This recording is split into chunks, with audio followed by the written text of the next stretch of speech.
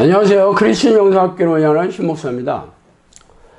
오늘은 예수님 시대에 우글우글 하던 귀신들은 죄다 어디로 갔을까? 라는 제목으로 한번 생각해 보도록 하겠습니다. 구약 성경에는 귀신에 대한 언급이 거의 없죠. 사울이 악신이 들렸을 때 다윗이 수금을 타서 쫓아내 주었다는 내용이나 욥기에서 하나님의 어전회의 때 사탄이 등장하는 것이 고작일 뿐입니다. 그러나 예수님이 사역의 전면에 등장하자 곳곳에서 귀신들이 나타나기 시작하죠. 그래서 예수님과 사도들은 수많은 귀신 들린 사람들에게서 귀신을 쫓아내고 귀신들이 일으켰던 각종 정신질환과 고질병을 치유하며 복음을 전파하고 영혼을 구원하는 사역을 하고 계십니다. 그렇다면 구약시대에 보이지 않던 귀신들이 어떻게 예수님 시대가 되자 갑자기 나타났으며 또다시 이 시대에는 귀신 이야기를 좀처럼 들을 수가 없게 되었을까요? 그렇다면 그 당시에는 우글우글 하던 귀신들이 지금 어린애 시대에는 흔적도 없이 사라졌다는 말이라도 됩니까? 귀신들은 하나님과 천사와 마찬가지로 영혼 불멸하는 영적 존재입니다. 그러므로 그들이 없어졌다가 나타나고 존재가 드러났다가 다시 사라지는 일은 없습니다. 그렇다면 왜 구약시대에 보이지 않던 귀신들이 예수님이 등장하자 대거 나타나기 시작했을까요? 영혼 불멸의 귀신들은 하나님께서 아담을 짓기 이전부터 지구상에 내려와 있었습니다. 그래서 아담과 하와에게 선악과를 먹으라는 죄의 유혹을 하고 있죠. 그들은 아담이 생겨나기 이전부터 지구에 내려와서 존재하던 그러한 영들이기 때문입니다. 그러나 그들의 전략은 철저하게 자신의 정체를 속이는 것이죠.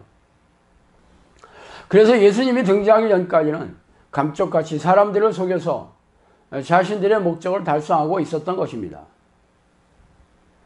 성경에는 죄를 짓는 자는 마귀에게 속하나니 마귀는 처음부터 범죄함이라 하나님의 아들이 나타나신 것은 마귀의 일을 멸하려 하심이라. 요한 1서 3장 8절의 말씀입니다. 이 성경에는 이렇게 하나님께서 나사렛 예수에게 성령과 능력을 기름 붓듯 하셨음에 그가 두루 다니시며 선한 일을 행하시고 마귀에게 눌린 모든 사람을 고치셨으니 이는 하나님이 함께 하셨습니다. 이건 사도행전 10장 38절 말씀이에요. 이렇게 성경에는 악한 영들의 목적에 대해서 얘기하고 있는데 바로 이 목적이 예수님이 이 땅에 오신 그 목적이 바로 귀신의 일을 멸하러 오셨다고 얘기하고 있습니다. 그래서 예수님의 사역의 중심은 귀신들에게 눌려서 정신질환과 고질병을 앓고 있으며 귀신들의 공격으로 인한 각종 삶의 문제로 시름시름 앓던 사람들에게서 귀신을 쫓아내고 영혼과 삶을 회복시켜 주시고 계시죠. 말하자면 예수님만이 사탄의 역사를 분별하고 귀신을 쫓아낼 수 있었던 것입니다. 그러나 예수님이 승천하시고 나서 사도들과 제자들에게도 성령이 임하시고 예수님과 같이 성령의 능력을 기름 붓듯 하시자 이들도 예수님처럼 귀신의 정체를 드러내어 귀신을 쫓아내고 고질병을 치유하면서 영혼 구원 사역을 진행해 나갔던 것이죠. 그렇다면 이 시대에는 귀신들이 죄다 사라져버린 것일까요? 아니겠죠.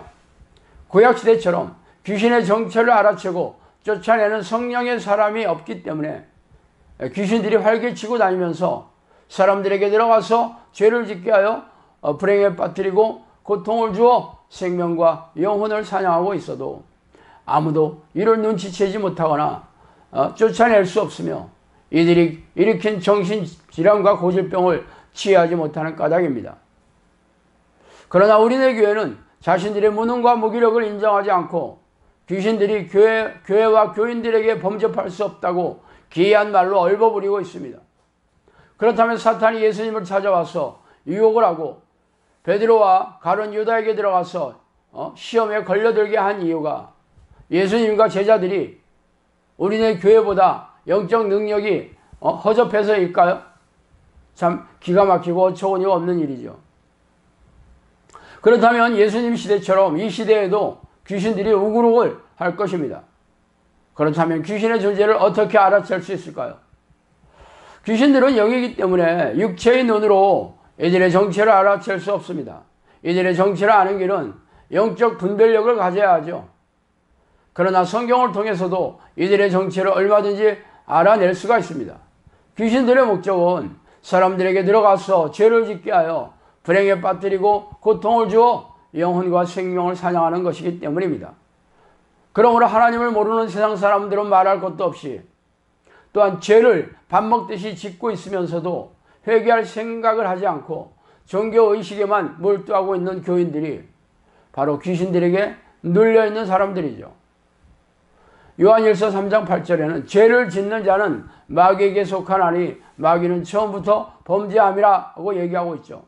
또한 너희 자신을 종으로 들여 누구에게 순종하든지 그 순종함을 받는 자의 종이 되는지를 너희가 알지 못하느냐. 혹은 죄의 종으로 사망에 이르고 혹은 순종의 종으로 의에 이르느니라.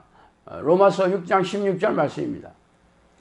또한 육신을 좇는 자는 육신의 일을, 영을 좇는 자는 영의 일을 생각하나니 육신의 생각은 사망이요 영의 생각은 생명과 평안이니라. 육신의 생각은 하나님과 원수가 되나니 이는 하나님의 법에 굴복치 아니할 뿐 아니라 할 수도 없음이라. 육신에 있는 자들은 하나님을 기쁘시게 할 수 없느니라. 만일 너희 속에 하나님의 영이 거하시면 너희가 육신에 있지 아니하고 영에 있나니 누구든지 그리스도의 영이 없으면 그리스도의 사람이 아니라. 로마서 8장 5절에서 9절 말씀입니다. 여러분이 육체의 욕심을 쫓아 죄의 법을 따라하고 있다면 죄의 종인 셈이고 죄를 짓게 하는 귀신의 종인 셈입니다. 그러나 형식적인 영적 기도로 성령이 계신 것을 철석까지 믿고 죄를 밥 먹듯이 짓고 있으면서 회개할 생각도 하지 않고 있으니 어떻게 이런 사람들이 예수 그리스도의 사람이 되었다고 말할 것입니까? 거의 대부분의 크리스찬들이 교회 마당을 밟으면서 예배의식에 참석하고 희생적인 신앙 행위를 하고 있지만 그들의 마음은 여전히 육체의 욕심을 따라 살아가고 있습니다. 그래서 교회에 나온 목적과 기도하는 내용 그리고 희생적인 신앙 행위의 목적도 죄다 자기의 의를 자랑하고 세속적인 욕망을 이루고 싶어하는 것입니다. 그리고는 자신들 안에 성령이 계시다는 것을 기정사실화하고 있죠. 그러나 그들의 영혼과 삶의 상태를 보세요. 건조하고 냉랭한 영혼과 무능하고 무기력한 믿음으로 고단하고 팍팍한 삶을 살아가고 있지 않습니까? 그래서 아무리 기도해도 지난한 삶의 문제가 해결되지 않고 정신질환자들과 고질병에 걸린 교인들은 세상적인 방법을 찾고 병원을 찾아 헤매다가 시간과 재산을 낭비하고 있죠. 그런데 어떻게 그들이 전지전능한 그리스도의 영이 계신 하나님의 자녀이겠습니까? 귀신에게 속아서 눌려 있으면서도 이를 알아채지 못하고 평생 돈의 노예가 되어 자신을 우상으로 섬기며 육신의 욕망을 줬다가 죄다 지옥의 불길에 던져지게 될 것입니다. 자, 오늘은 여기까지 하겠습니다. 감사합니다.